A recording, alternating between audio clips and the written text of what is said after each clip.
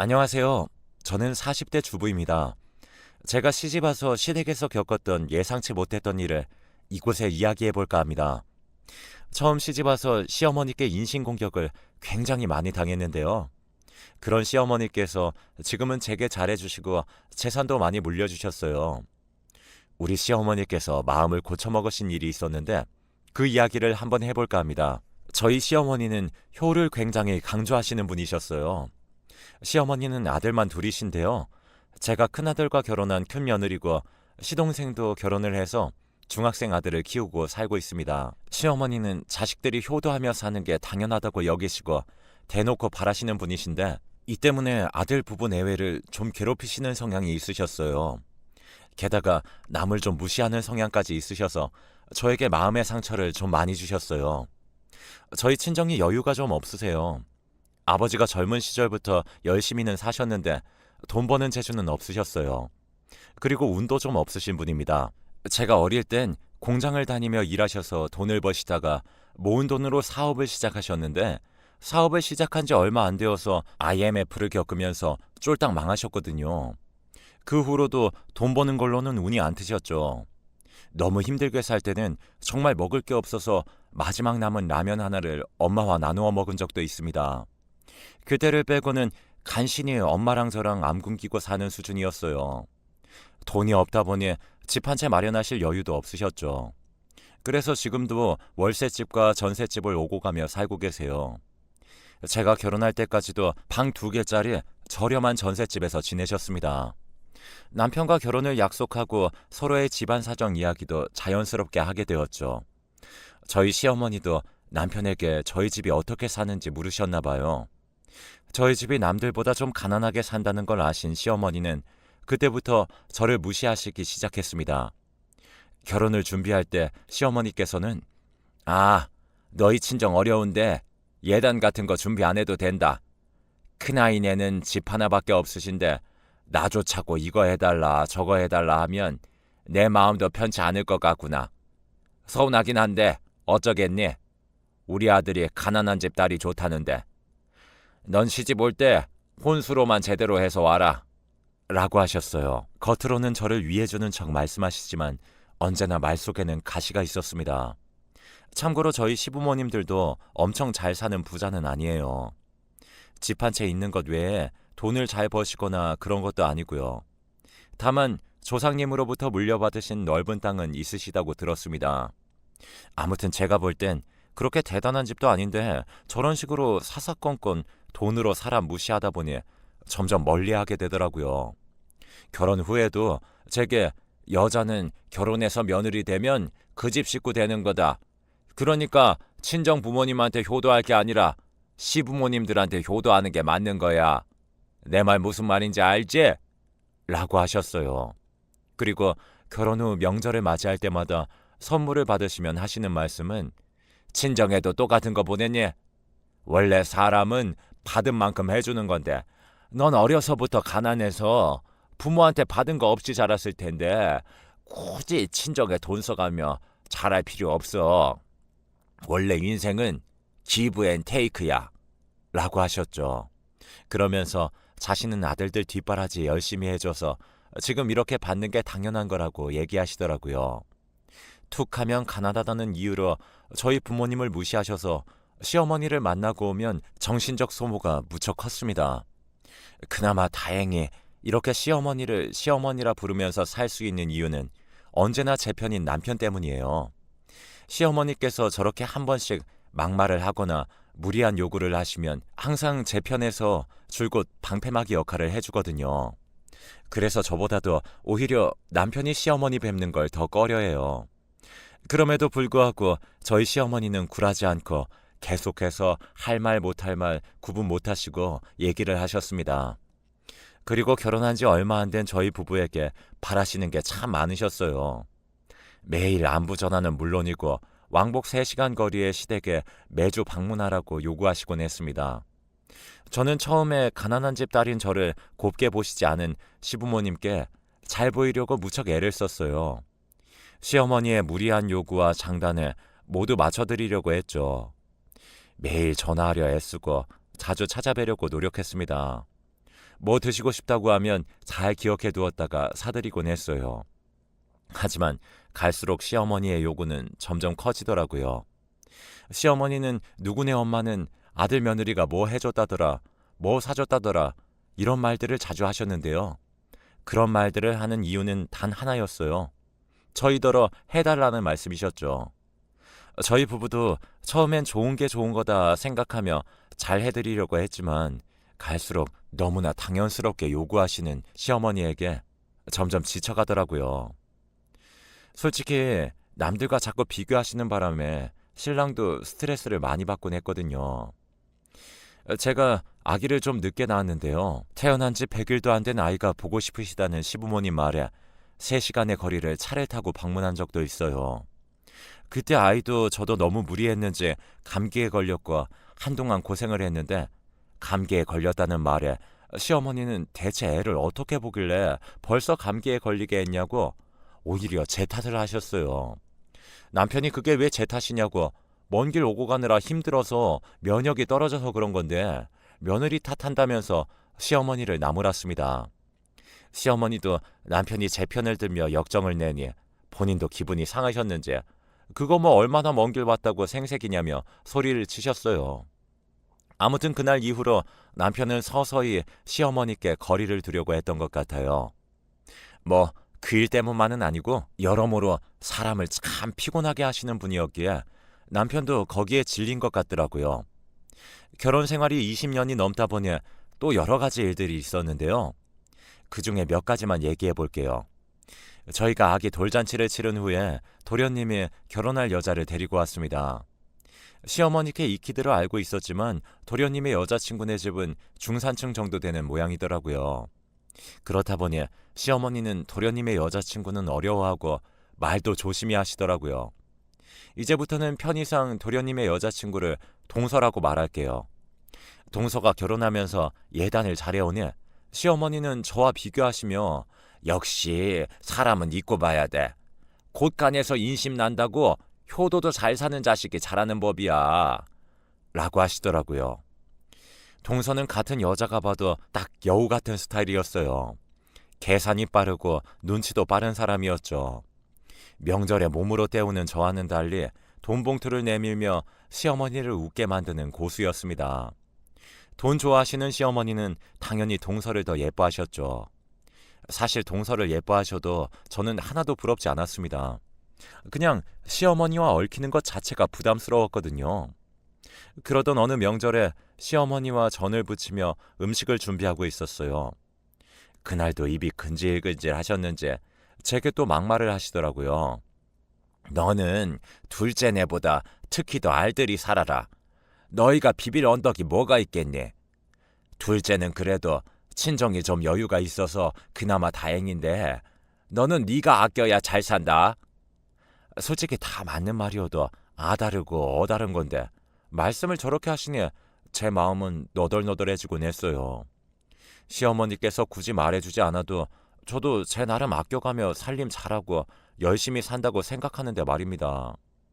그 후로도 동서와의 비교는 끊임이 없었어요. 시어머니께서 저렇게 말씀하셔도 어차피 명절이나 생일 그런 행사가 있을 때만 보이니 한 귀로 듣고 한 귀로 흘리며 살았습니다. 저는 큰 소리 내고 싸우는 걸 싫어하는 성향이에요. 보통 기분 상하는 일이 있어도 그냥 넘어가는 게 상책이다 생각하고 사는 사람입니다. 그래서 시어머니의 막말에도 잠자코 참아왔던 것 같아요. 그런데 하루는 저도 참지 못하고 터져버린 일도 있었습니다. 저희 친정아빠가 위암에 걸리셔서 걱정스러운 마음으로 하루하루 살던 때였어요. 다행히 지금은 다 나아서 좋아지셨는데 그 당시만 해도 아빠 상태가 얼마나 심각한지 알지 못했던 때였고 수술을 기다리던 시기여서 노심초사하고 있었죠. 그런데 시어머니께서 전화하셔서는 제게 에고 너희 아버지는 돈도 없는데 몸까지 아프면 어쩌자는 거야. 꼭 힘들게 사는 사람들이 힘든 일만 생기더라. 아무튼 네가 마음고생이 많겠네. 이럴 때일수록 밥 잘 챙겨 먹어야 돼. 너 입맛 없다고 우리 아들까지 굶기면 절대 안 된다. 그나저나 우리 아들이 벌어온 돈 그 집 병원비로 들어가게 생겼네. 아휴. 라고 하시고는 본인 할 말만 하시고는 끊으셨어요. 이걸 위로라고 하시는 건지 불난 집에 부채질을 하시는 건지 너무 화가 나더라고요. 이날 처음으로 시어머니께 화를 냈습니다. 제가 할 말을 종이에 정리해서 적은 다음 시어머니께 다시 전화를 걸었어요. 그리고 종이를 보고 제 화난 마음을 가득 담아 읽었네요. 어머님, 저희 아버지 아프신 거랑 돈 없으신 게 무슨 상관이에요?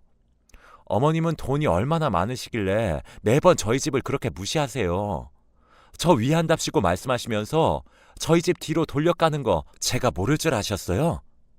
제가 그동안 어머님 하시는 말에 얼마나 상처를 많이 받고 살아온 줄 아세요? 저희 부모님이 어렵게 사시는 건 맞지만 그래도 인성은 훌륭하신 분들이세요. 자식 걱정할까봐 위암도 위험이라고 속이실 만큼 자식 생각해 주시는 분들이라고요. 그런데 어머님은 저희 볼 때마다 돈 얘기에 예단이나 비교하시고 도대체 언제까지 그렇게 어른답지 못하게 사실 건데요? 뭐? 얘, 너 미쳤니? 이게 어디 시애미한테 제 얘기 끝까지 들으세요. 아직 다 못 읽었어요. 아무튼 자식한테 잘해야 자식도 부모한테 잘하는 거예요. 그리고 지금 어머님 건강하시다고 병든 우리 아빠 민폐인 것처럼 말씀하시는데 사람 일 어찌 될지 아무도 모르는 거예요. 인덕을 쌓아야 복을 받는다고 하는데 어머님은 인덕이 너무나 부족하시네요. 이렇게 사시는데 자식들이 효도하길 바라세요? 제발 어머님 그 못된 입 좀 그냥 쉬게 좀 놔두세요. 하고는 전화를 끊었습니다. 시어머니는 제 말을 듣는 내내 욕을 하며 마구마구 난리치셨지만 저는 그저 열심히 제가 쓴 글들을 읊조리다 끊었네요. 그 후로 계속 연락이 왔지만 저는 시어머니 전화를 그냥 끊어버렸어요. 핸드폰을 꺼놓는 것보다 그렇게 전화 오실 때마다 꺼버리는 게 왠지 더 통쾌하더라고요. 제가 전화를 받지 않자 시어머니는 남편에게 전화를 했고 남편에게 제 욕을 엄청 하신 것 같았어요. 그리고 사실과 조금 다르게 남편에게 이야기를 전달하신 것 같았습니다. 남편 말로는 시어머니가 본인은 사돈어른 걱정되는 마음으로 전화했을 뿐인데 제가 자격지심에 발끈해서 시어머니께 주둥이 좀 담으려고 심한 말을 했다고 얘기하시더라네요. 그 말에 남편이 일단 알겠다고 퇴근하고 집에 가서 전화드린다고 했대요. 집에 온 남편은 제게 무슨 일 있었냐고 물었고 저는 제 핸드폰 속에 녹음된 말들을 들려주었습니다. 참고로 제가 여러 해 시어머니를 겪고 난 후부터는 늘 시어머니의 통화를 녹음하는 버릇이 있었어요. 저에게 막말을 하실 때면 녹음해서 가끔 남편에게 들려주기도 하고 그랬죠. 뭐 아무튼 남편은 핸드폰 속 녹음된 말들을 듣더니 혼자서 빵 터져서는 묻더라고요. 이거 뭐 보고 읽은 거야? 왜? 괜찮았어? 결혼생활 5년 동안 시어머니 말들을 그동안 참아왔던 걸 알았던 남편은 저의 반격에 오히려 잘했다고 칭찬을 해주더라고요. 앞으로도 듣고 가만히 있지 말고 그냥 할 말 하라고요. 그 후로는 시어머니의 모진 말을 그냥 듣고만 있는 보리자루처럼 살지 않았네요. 한 번이 어렵지 다음부터는 말대답도 쉽더라고요. 진작 표현 좀 하고 살 걸 후회했어요. 신랑도 이런 시어머니의 가시돋친 성격을 알고 있기에 시어머니를 기피하는 경향이 있었어요. 그래도 명절, 제사, 생신 같은 큰 행사는 단 한 번도 안 빼먹고 챙겼습니다. 적어도 자식으로서 도리는 하고 살아야 한다고 생각했으니까요. 시댁에 방문할 때마다 단 한 번도 빈손으로 들어간 적 없었고 시어머니가 뭐가 몸에 좋다더라 하면 사다 드리고 건강식품도 자주 챙겨드렸어요. 시어머니의 환갑이 다가올 무렵에는 누구는 여행을 보내줬다더라 하시며 미국 관광 다녀온 시어머니 친구분의 이야기를 입이 마르고 닳도록 하셨죠. 저희 형편에 사실 미국 여행 보내드리는 건 어려워서 동남아 여행으로 대신 보내드리기도 했습니다. 시간이 지나면서 시어머니는 동서가 편해지셨는지 동서에게도 이것저것 요구하기 시작하셨어요. 그러면 동서는 종종 제게 전화해서 시어머니 때문에 힘들다고 하소연을 하곤 했어요. 저는 그랬냐고 하고 그냥 들어줄 뿐이었죠. 그렇게 지내다 저희 가족에게 큰 사건이 생겼어요. 그건 바로 저희 시아버지께서 동맥경화에 의한 심장마비로 갑작스레 하늘로 가신 일이었어요. 시아버지는 65세에 운명을 다하시고 시어머니를 홀로 남겨두신 채 떠나셨습니다. 시아버지께서 돌아가시면서 시어머니는 큰 상실감에 빠져 무척 힘들어하셨어요. 그래서 그런지 시어머니께서 고혈압에 당뇨를 앓고 계셨는데 수치가 많이 안 좋아지셨어요. 그래서 자식들에게 더 의지하려고 하셨습니다. 그러던 어느 날 자식들을 불러 모아놓고 시어머니께서 말씀하셨어요. 내가 지병도 있고 이제 혼자 살기가 어렵네. 네가 큰아들이니까 날 모셔야 하지 않겠니? 이젠 나도 집안일도 좀 쉬고 싶고 며느리 병수발 받으면서 살고 싶구나. 시동생 부부는 모시기 싫어하는 눈치였고 제 남편은 저를 보며 난감해하더라고요. 저는 남편과 상의 후 시어머니를 모시기로 했어요. 대신 어차피 모셔야 할 거면 서로 편히 지낼 수 있게 할 말은 하면서 살겠다고 했어요. 남편은 제게 당신이 어련히 알아서 잘하지 않겠냐고 하며 정말 고맙다고 했습니다. 그렇게 저와 시어머니와의 동거가 시작되었습니다. 쉽지 않은 길이었지만 어쩌겠어요. 큰아들과 결혼한 제 운명인가 보다 하고 받아들였죠. 시어머니는 지병이 있으시다고는 했지만 무척 기운도 넘치시고 겉만 봐서는 아주 멀쩡하셨어요. 기운이 넘쳐서 그런지 잔소리도 끊이지 않으셨죠. 저는 시어머니랑 잘 지내려면 할 말은 다 하면서 지내려고 했어요. 시어머니가 오시던 첫날에는 밥상을 잘 차려드렸는데요. 그 다음 날부터는 그냥 저희 가족 평소 먹던 대로 차려서 먹었습니다. 역시나 시어머니께서 반찬 투정을 하셨고 저는 시어머니께 당당히 말했습니다. 어머님, 저희 집에 손님으로 오신 거 아니잖아요. 그냥 드세요. 라고 했죠. 그 후에도 몇 번 반찬 투정을 하시면 어머님, 저는 어머님의 개인 요리사가 아니에요. 제가 집에 식재료 상하지 않게 따져가며 밥 차리는 건데 어머님이 드시고 싶은 거 있을 때마다 해드릴 수는 없어요. 정 그렇게 드시고 싶으시면 어머님이 직접 장 받아가 해서 드세요.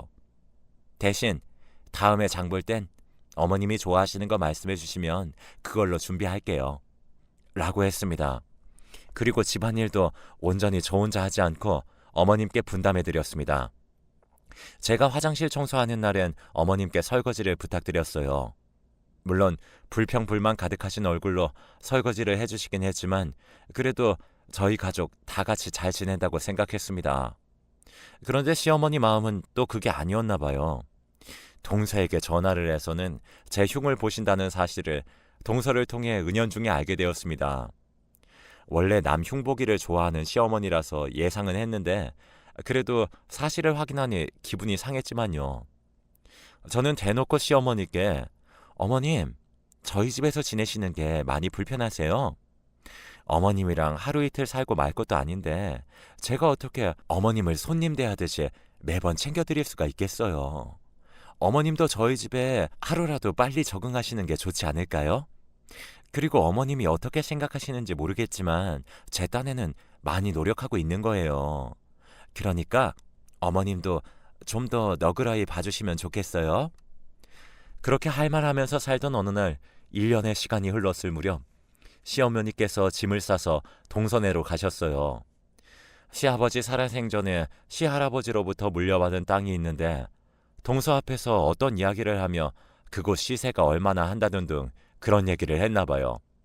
그리고 덧붙여서 나 죽으면 모든 재산은 나 잘 모시는 자식한테 주고 갈 거다 라고 하셨대요.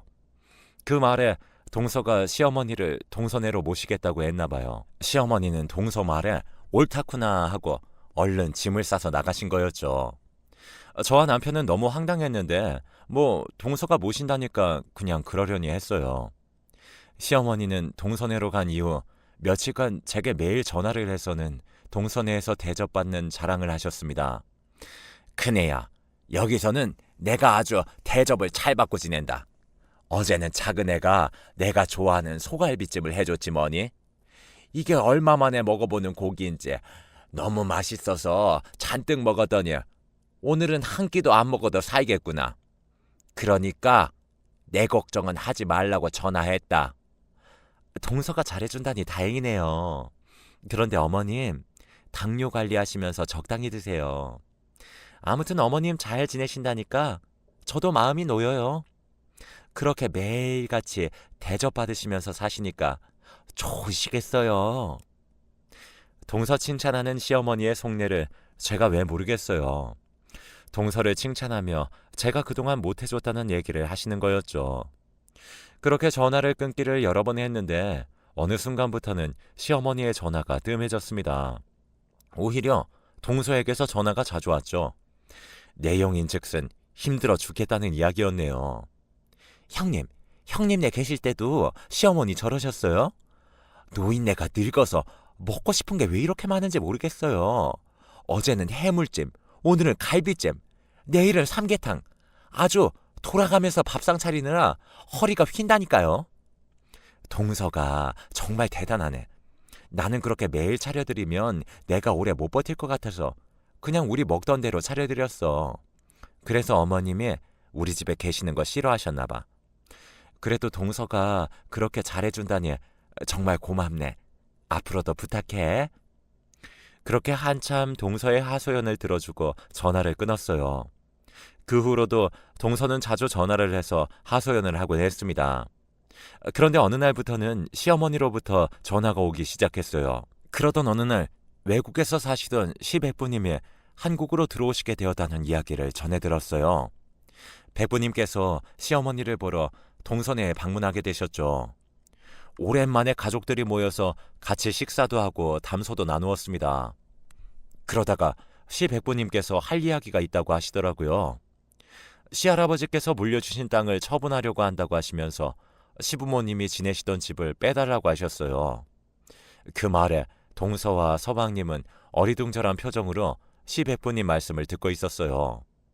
알고 보니 그 땅의 주인은 시어머니가 아니라 바로 시백부님이었고, 시할아버지가 애초에 땅을 물려준 사람은 시아버지가 아닌 시백부님이었던 거죠. 그런데 시어머니는 자식들이 자신을 모시게 하려고 일부러 땅과 집이 어머님 재산인 것처럼 속이신 거였어요.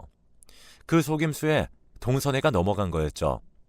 동서와 서방님은 표정 관리가 안 되는지 불만 가득한 표정이었고, 시어머니는 동서와 서방님의 눈치만 열심히 보시더라고요.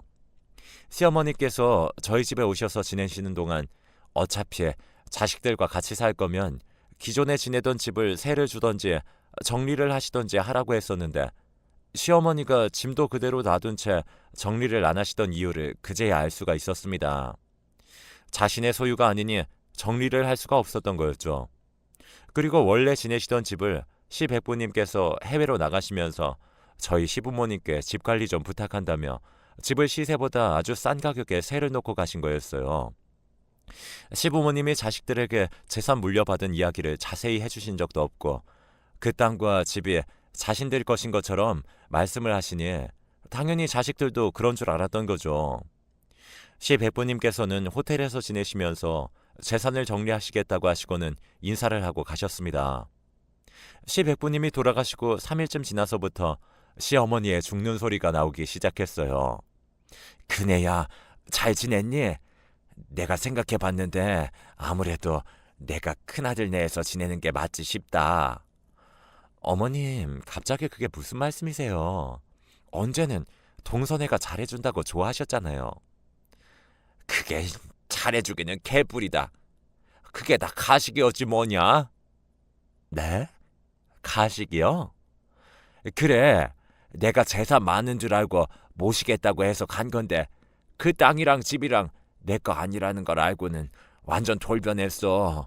작은 며느리도 나한테 쌀쌀맞게 대하고 작은 아들도 이제 막 나 무시하고 그런다.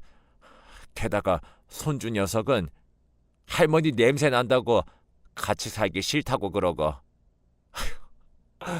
아무튼 내가 생각해봤는데 그래도 너희 집에서 지내는 게 좋을 것 같아서, 네가 생각해도 내가 작은 아들 집에서 지내는 것보다 큰 아들 집에서 지내는 게 모양새가 더 낫지 않니? 아, 네. 어머님, 그런데 저희 집에 오시면 매일 좋은 거 못 해드려요. 어머님이 그냥 저희 가족 생활 스타일에 맞춰 가셔야 될 거예요. 그리고 제가 어머님 다 못 챙겨드리니까 어머님이 스스로 챙기셔야 할 일도 많을 거예요. 그래도 괜찮으시면 저희 집으로 오세요. 그래, 알았다. 고맙다, 큰애야. 그렇게 다시 시어머니를 모셔오는데 동서는 좋아서 얼굴이 폈더라고요. 동서의 속내가 훤히 보여서 제가 다 씁쓸했네요. 아무튼 그렇게 시어머니와의 동거가 시작되었고 저는 제 스스로가 불편하지 않을 만큼만 어머님을 대해드렸습니다. 가끔은 말다툼도 하고 서로에게 잔소리도 해가며 그렇게 서로 맞추어가며 살았어요. 제 아들은 할머니와 말동무도 해주고 가끔씩 바디로션 같은 선물도 사다 주고 하더라고요. 아들 녀석이 정이 많아서 그런지 할머니랑 곧잘 지냈습니다. 그래서 시어머니도 제 아들을 무척 예뻐하셨어요. 그렇게 지낸 세월이 8년이었죠. 시어머니는 점점 쇠약해지셨고 예전만큼 기운도 없으셔서 그런지 잔소리도 많이 들으셨어요. 그러던 어느 날 잠깐 외출을 하고 집에 돌아왔는데 시어머니께서 거실 바닥에 쓰러져 계신 겁니다. 저는 너무 놀라 구급차를 불러 병원으로 갔어요. 시어머니는 뇌졸중으로 쓰러졌고 급하게 수술을 받으셨습니다. 다행히 제가 집에 들어오기 직전에 시어머니께서 쓰러지신 거여서 빠르게 병원으로 이동한 덕분에 생명에는 지장이 없으셨어요. 회복실에서 시어머니를 보는데 어찌나 눈물이 많이 나오던지 모르겠습니다. 함께한 세월이 길다 보니 그동안 미운 정, 고운 정이 다 들어버렸나 봐요. 저한테 못되게 구셨어도 시어머니께서 돌아가실 뻔했다고 생각하니 마음이 너무 아팠습니다. 시어머니는 어느새 깨어나 울고 있는 저를 보시고는 제 손을 잡아주시더라고요. 그 후로 시어머니는 약간의 마비 증상이 와서 재활치료를 받으셨어요. 제가 차로 매일 모셔다 드리며 치료를 이어갔죠. 시간이 지나면서 어머님은 다시 일상생활이 가능하실 만큼 몸이 좋아지셨어요. 그 후로 제가 외출할 때면 종종 어머님께 전화를 해서 잘 계신지 확인하게 되더라고요. 햇살이 참 좋은 어느 봄날이었습니다. 시어머니께서 저와 남편을 불러서는 할 말이 있다고 하시더라고요. 내가 이젠 요양원에 들어가야 할 것 같다. 나이가 들어가니 점점 힘도 붙이는 것 같고 요양원에 가면 친구도 사귈 수 있다는구나. 엄마, 요양원이라뇨? 저희 집에서 지내시는 게 불편하신 거예요? 불편한 게 아니라 내가 이젠 요양원에 들어갈 나이가 된 것 같아서 그러지. 사실 전에 수술 받고 나서부터는 몸도 점점 기운이 없어지고 그러네. 아무래도 요양원에서 건강관리 받으면서 사는 게 나한테도 더 좋을 것 같아서 그래. 알겠어요. 엄마가 하고 싶은 대로 하세요. 대신 요양원에 가셨다가 영 아니다 싶으시면 다시 돌아오시고요. 아셨죠? 그래, 고맙다. 시어머니는 요양원에 들어가기로 마음을 먹으신 것 같아 저와 남편은 요양원 비용을 고민하기 시작했어요. 남편이 300만 원 남짓 벌어오는 돈에서 요양원 비용이 대략 100만 원 정도 들어가니 저희는 빠듯하게 생활을 해야 했죠.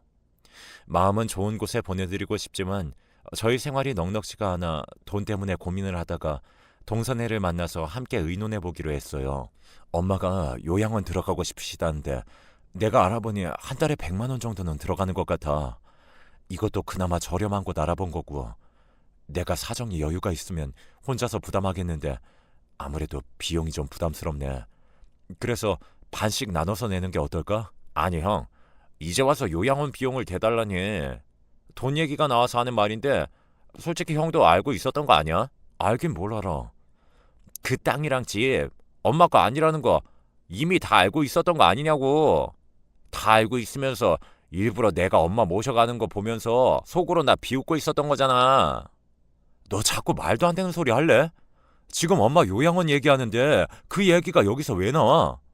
그러는 넌 엄마 모시고 간 이유가 재산 때문이었냐?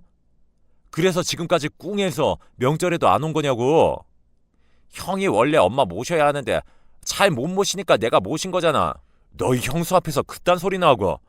너희 형수가 엄마한테 얼마나 잘했는데 못 모셨다는 막말을 하냐? 당장 사과해. 서방님, 말 참 섭섭하게 하시네요. 어머님 동선회에서 1년 겨우 사시다가 저희 집에서 10년을 같이 사셨는데 못 모셨다니요.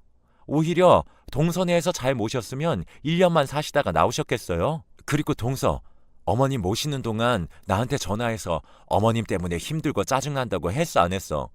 그래놓고 내가 다시 모셔갔을 때 전화 한 통 없었지? 그건 어머님이 제멋대로 짐 싸서 나가신 거잖아요. 그게 지금 내 탓이라는 거예요? 너 지금 요양원 비용 되기 싫어서 이러는 거야? 그런 거면 그냥 돈 내기 싫다고 말해. 왜 엄한 재산 얘기에 너희 형수 노고까지 무시해가면서 형제간에 싸움 붙이려고 하냐? 여보, 일어나. 가자. 서방님 정말 너무하시네요. 서방님 낳아주고 길러주신 분이에요. 저희도 서방님네 돈 필요 없으니까 서방님한테 어머님 돈 문제로 앞으로 연락할 일 없을 거예요. 동서도 그러는 거 아니야, 정말. 그렇게 어머님 요양원 보내드리려다가 형제지간, 동서지간에 싸움만 하고는 우울한 마음으로 집으로 돌아왔습니다. 참 다행인 것은 그날 시어머님은 집에 계시라고 하고 저희끼리만 모인 일이었죠. 저는 남편에게 그냥 우리끼리 요양원 보내드리는 걸로 하자고 이야기하고 어머님이 요양원 들어가시는 대로 제가 아르바이트를 구해보겠다고 했어요. 남편은 제게 미안해하고 고마워했죠. 그런데 그때 저희 시어머니께서 저희 방문을 열고 들어오시더니 지금 무슨 얘기를 하는 거냐고 하시더라고요. 저희가 요양원 비용 마련하는 계획을 세우는 이야기에 시어머니는 저희에게 급히 뭘 가져와 내미셨어요. 그건 다름 아닌 세월의 흔적이 묻어있는 통장이었습니다. 돈을 왜 너희들이 구하니? 10년이나 나를 모시고 살았는데 요양원 비용은 내가 마련해야지. 그리고 사실 나 돈 한 푼 없는 노인이 아니다. 이 통장도 네 시할아버지한테 물려받은 재산에 우리 부부가 그동안 아끼고 모아서 쌓아놓은 재산이야. 내가 능구렁이처럼 딱 물려받은 것처럼 허세 부려서 자식들이 나 모시게 하려고 했던 건데 어쩌다 보니 아주버님이 땅 팔러 한국 들어오시는 바람에 다 들통난 거지 뭐니. 그때만 생각하면 지금도 얼굴이 화끈하다. 뭐 그 덕분에 누가 진짜 착한 자식인지는 알겠더구나. 이제 이 돈으로 내 요양원 비용 내고 남은 돈은 너희들이 가져가라. 내가 살면 얼마나 살겠니? 인생사 다 공수래 공수거다. 그동안 내가 너한테 한 맺히게 한 게 있거든. 모두 다 잊어주렴. 어머님은 그렇게 통장과 도장을 저희에게 주시고는 방으로 돌아가셨어요. 남편과 저는 통장의 액수를 보고 너무 깜짝 놀랐습니다. 그 땅과 집, 재산만큼은 아니었지만 그래도 무척 많은 돈들이 들어있었어요. 시어머니는 며칠 후 저희 부부와 저희 아이에게 나누어 증여를 해주시고 나머지 금액은 모두 요양원 비용으로 남겨주셨어요. 어머님은 저희가 처음에 알아본 곳보다는 조금 더 좋은 요양원으로 모셨고 지금은 매주 어머님이 계신 곳에 방문하며 맛있는 것들을 싸가곤 해요. 시어머니는 그곳에서 친구들도 사귀셨다며 아직까지는 즐겁게 지내고 계신다고 합니다. 동선이한테 요양원 위치를 알려주고 가끔씩 찾아뵈라고 했는데 딱 한 번 와보고는 지금까지 안 찾아온다고 하네요. 돈 때문에 시어머니를 모시려던 동서가 시어머니가 돈이 없다는 걸 알고 시어머니를 내팽개쳤는데 알고 보니 알부자였고 결국 그걸 돈 욕심 없는 시어머니를 모시던 저희가 받게 된 거였죠. 어찌됐든 마음은 곱게 써야 하나 봅니다. 한결같이 살다 보니 구박만 받던 제가 시어머니께 재산을 물려받는 일도 생기네요. 착하게 살면 복이 온다더니 사실인가 봅니다. 부디 우리 시어머님 오래오래 건강하게 사셨으면 좋겠네요. 여러분들도 건강 잘 챙기시면서 행복한 생활 하시길 바랍니다. 제 이야기는 여기까지입니다.